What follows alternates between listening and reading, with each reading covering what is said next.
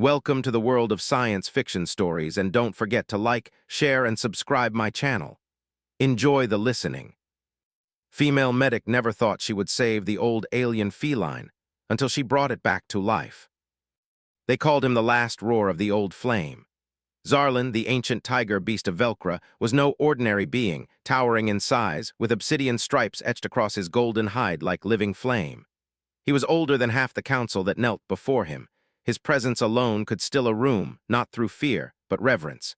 His wisdom had brokered peace treaties between species that had been at war for centuries.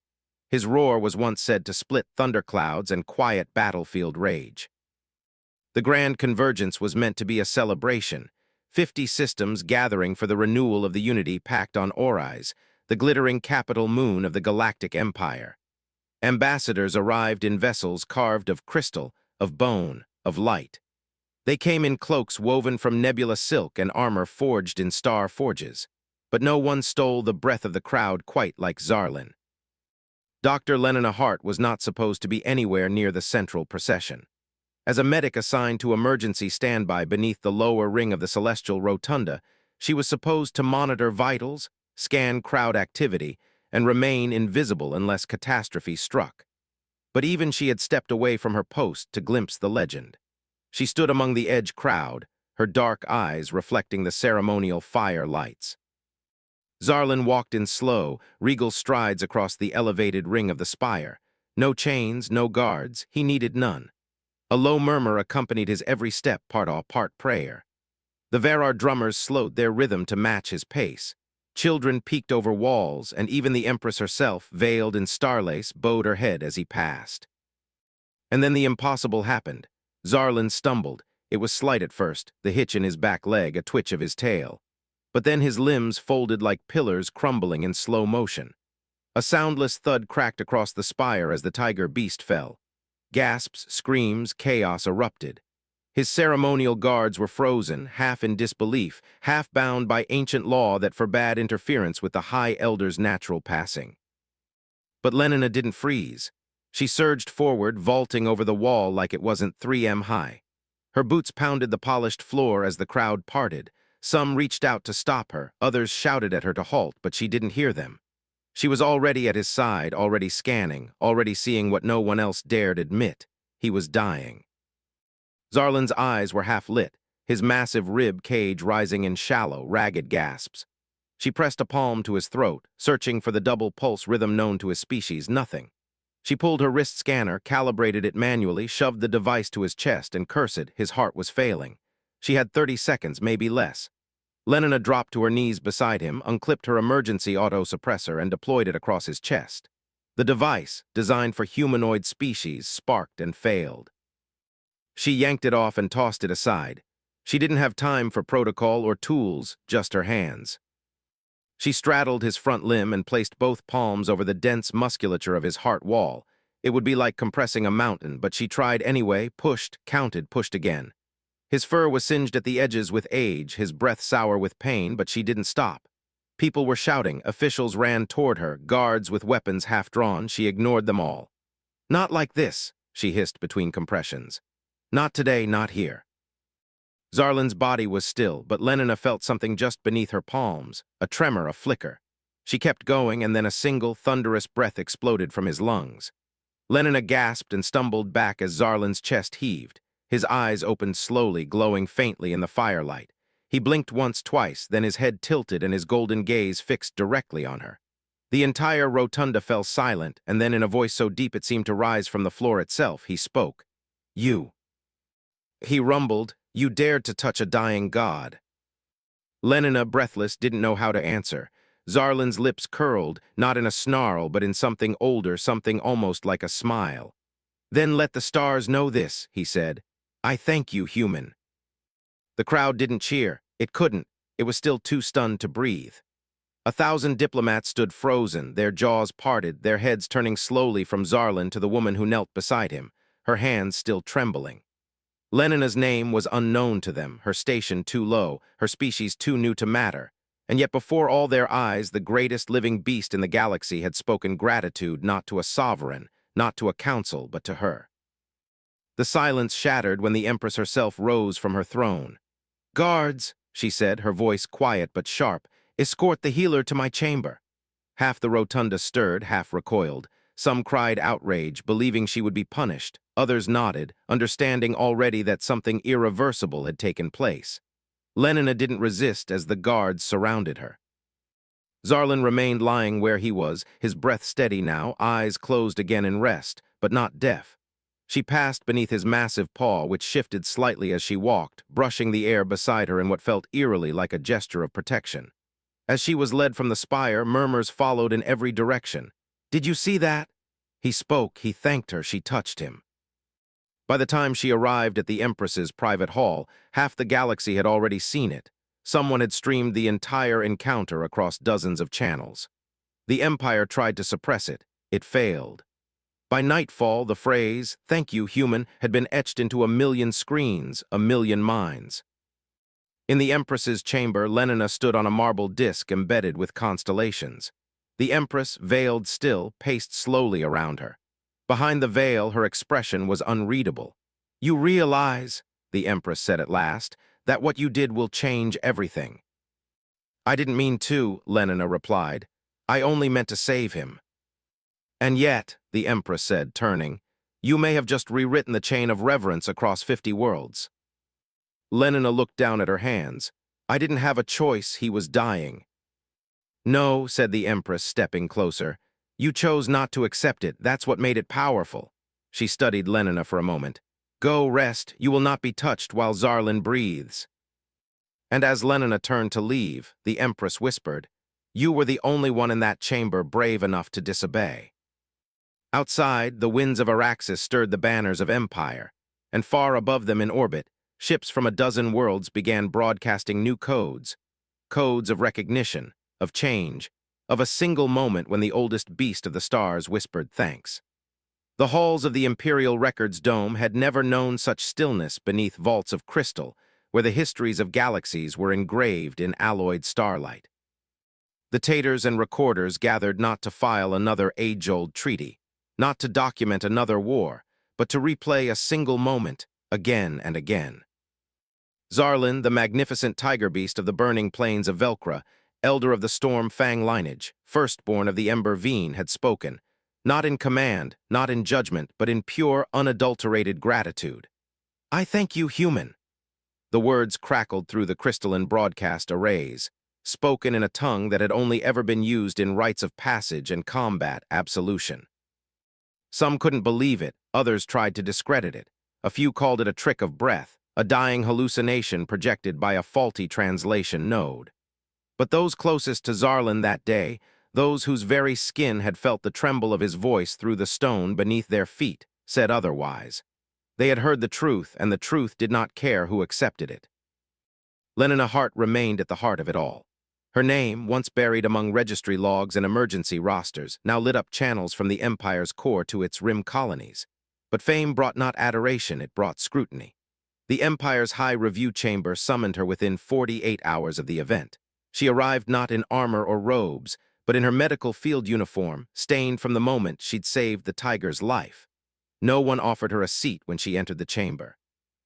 The room, robed in tears, lined with judges from 50 worlds, their eyes shimmering with digital recorders, their mouths drawn thin with fear of what this all might mean. "You crossed boundaries of species and sacred right," one counselor barked.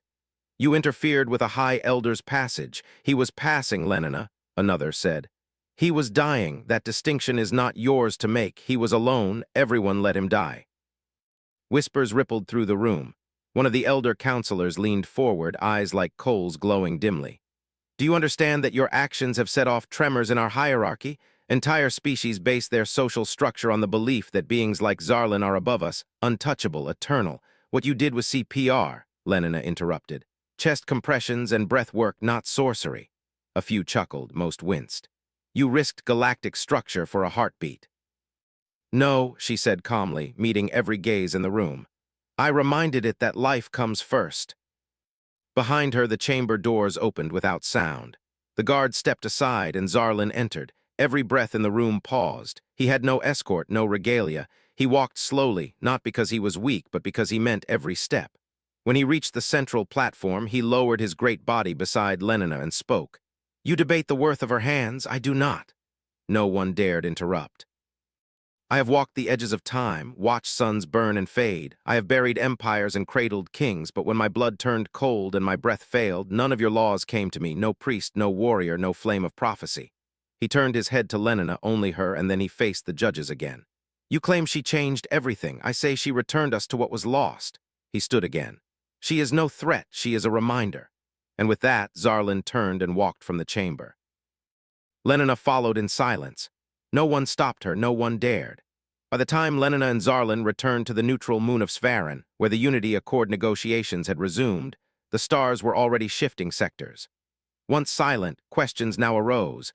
Minor species long ignored now petitioned for healing centers instead of military outposts. Revered elders once feared and guarded like relics began seeking counsel with physicians, with scientists, with those once beneath them. The Empire's traditions cracked, not with revolt but with curiosity. But not all were pleased. Beneath the marble towers of the Tathi Guild and in the blackened chambers of the Shroud Assembly, those who profited from separation and hierarchy watched with growing unease. To them, Lenina was not a healer, she was contagion. The tiger's thanks had not been permission, it had been infection, and they would cure it late into the night. As twin moons cast silver fire across Saran's cliffs, Lenina sat alone by the edge of the old healing dome. She watched the stars and breathed slowly, trying to feel normal again, but there was no going back to normal, not after Zarlin, not after the roar that had turned into gratitude. She didn't hear the assassin until it was too late, a flicker in the wind, a glint of shadow. But before the blade reached her throat, a blur of gold struck from the dark. Zarlin moved like a dying sun reborn, his roar not thunder but judgment. The WBE killer struck once futilely and was thrown through the air like dust. He did not rise again. Lenina stared at Zarlin's chest, heaving. "You are watching me always," he growled, packing around her like a sentinel. "The old ways do not fall gently, they bite when threatened." She looked toward the stars, now flickering with new alignments as if constellations were being rewritten. "What happens now?" she asked. Zarlin's eyes narrowed. "We make the galaxy remember what it forgot." And then he sat beside her, silent, eternal. Together they watched the darkness withdraw before the coming dawn. The Empire didn't break, it bent, quietly, sharply, like a steel plate heated too long in flame. In the aftermath of Zarlin's public defense of Lenina and the failed assassination attempt, the High Council of Core Worlds held an emergency convocation deep within the hollowed bones of Turak Prime. The chamber was buried so far beneath the surface that even the suns of the system could not reach it. Here, the ancient rulers spoke not in words, but in vibrations through the stone, ritualistic pulses coded in fear and old dominion. They didn't speak Lenina's name. They didn't have to. The moment Zarlin had stood in her defense, she had become more than a medic, more than a symbol. She had become a crack in the foundation of thousands of years of carefully structured belief, an unwelcome question pressed against the spine of their control. A human reaching into the sacred flesh of the first beast, performing CPR like she would for a wounded miner or soldier or child. No ceremony, no permission, just hands, and he had thanked her. The council did not know how to kill gratitude. They had long mastered violence, deceit, suppression. But gratitude, especially when it came from the mouth of a creature revered across 25 worlds, that was not a fire they could smother on Svarin ever. Lenina didn't feel like a revolution. She felt tired for days after the attack. She had remained in a guarded medical chamber at Zarlin's insistence, not because she was badly hurt, but because the old tiger would not allow her to leave his presence again until he was sure no blade would find her unattended. She awoke to the scent of his fur. More often than not, his enormous body coiled beside the crystal walls like a living barrier. He didn't speak much, but when he did, it was always the same question. "Would you do it again?" And every time she answered the same way, "Yes." He knew that already, but he liked to hear it. On the 6th day, the Empire's emissaries arrived, not with guns, but with scrolls, gilded contracts, demands draped in velvet. They asked Lenina to sign a neutrality clause to cease speaking publicly, to resend her medical notes about Zarlin physiology. They offered her money, planets, titles. She looked at the paper, then looked at Zarlin and tore it in half. The emissaries left without a word that night. Zarlin stirred beside the fire basin, watching the coals burn down to ember. "When I was young," he said slowly, "my people taught me never to bow, never to kneel, not out of pride, but because if we did, no one would stand again." Lenina sat beside him, knees drawn to her chest. "And now I wonder if that was wrong." She turned toward him. "Because of me." He didn't answer, he didn't have to. The next morning, Zarlin made a formal request to the Empress of the Core, a request that hadn't been spoken in centuries. He called for the convocation of flame and flesh, the right where elder beasts could transfer part of their soul into a successor. No one had ever expected he'd do it. No one expected what came next, either. Zarlin didn't name another tiger, he named Lenina, and the galaxy stopped breathing. There had been other shocking proclamations in the Empire's history: emperor abdications, planetary exoduses, the night of fractured moons. But nothing had prepared anyone for the moment when Zarlin announced that he would pass part of his lineage, that his soul would lean into a human. It wasn't just unprecedented, it was heretical. The rite itself was ancient, performed only by the great beasts of Velcra to carry forward memories too vast for death.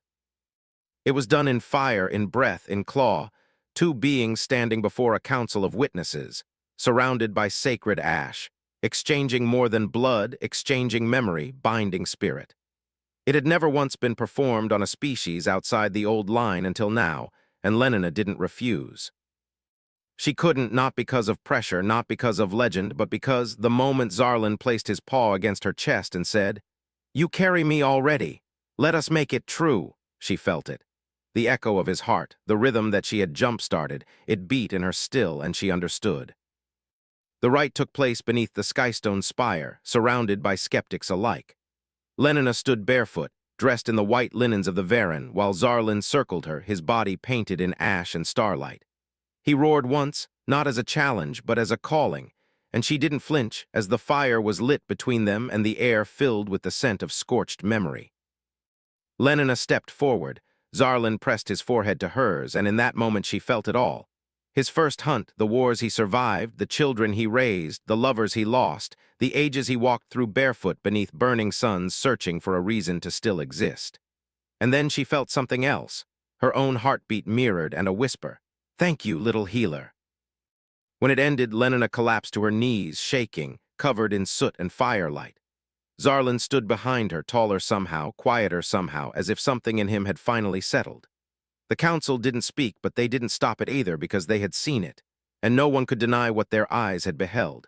A human with the soul of a tiger, and somewhere deep in the Empire's bones, something very old gave way, not with fury, but with awe. The day after the soul-binding rite, the skies over Saren did not rise in protest. They trembled in wonder. The sun seemed slower to crest. The mountains and the wind through the spire gardens moved with reverence, as though the planet itself were trying to comprehend what had just occurred.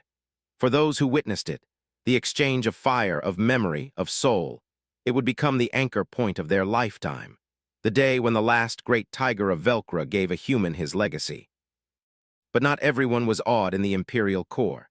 Behind cloaked stars and layers of silence, the archons of doctrine gathered in the subterranean chamber of Oath Stone. There, beneath murals carved before language, they whispered among themselves. This was no miracle, it was betrayal. The Empire had thrived not on force, but on the illusion of order, on the cosmic cast of old blood. Zarlin had stood for more than strength. He was a pillar of hierarchy. His soul binding to Lenina shattered the entire lattice of belief. If greatness could be given, if blood could be shared beyond species, then power no longer belonged to those who inherited it. It could be earned, and that was dangerous. A message was sent to the outer rim, to the shadows, to those who knew how to make fire look like an accident, and an assassination seemed like fate. Meanwhile, Lenina did not rest for 3 days. She drifted between fever and clarity. The soul binding had left its mark. She saw flashes in her sleep, Zarlin's memories surfacing like reflections in dark water. She stood in his old dens, saw the birth of his cubs, watched the siege of Velcra from a 1,000-year-old hilltop, felt the loneliness that came after losing everyone, and the long ache of waiting for a world worth roaring for. And then she woke. Zarlin was beside her, breathing slowly, watching the horizon. "You said it would change me," she murmured. "It has. I don't feel stronger." "No, you feel everything. That's the gift." She sat up slowly. Her body was her own, but something within it was heavier, older. "What now?" she asked. Zarlin turned his head, ears twitching toward the wind, his golden eyes narrowed. "Now we show them what the fire is for."